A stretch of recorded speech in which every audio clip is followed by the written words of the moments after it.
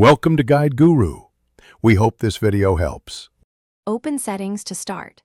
Click Personalization and then Background to see your wallpaper options. Note whether the image is a file or spotlight selection. If the image is custom, note its file path on disk.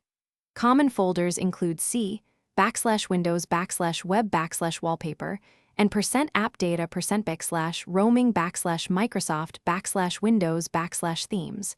If the image is from Spotlight, it appears as a lock screen selection instead. Prepare to switch to a solid color setting before removing files from the system.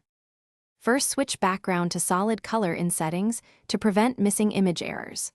Open File Explorer and navigate to the folder that held the image file.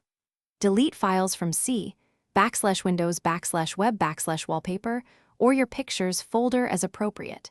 For theme cache images, delete transcoded wallpaper. JPG and %appdata%roaming/Microsoft/Windows/Themes. If prompted for administrator permission, accept it to remove system files. Empty the recycle bin if the image came from Windows Spotlight, you must clear its cache files. Open File Explorer and go to %local appdata %packages/Microsoft. Windows. Content Delivery Manager, CW51H2TZIUE /local state/assets. Delete all files there to remove Spotlight images from the lock and background screens. After deletion, sign out or restart Explorer using Task Manager to force Windows to reload background settings.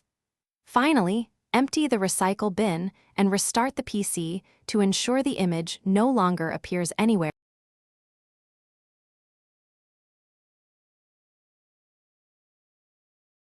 Thanks for watching. Consider subscribing if we helped you today.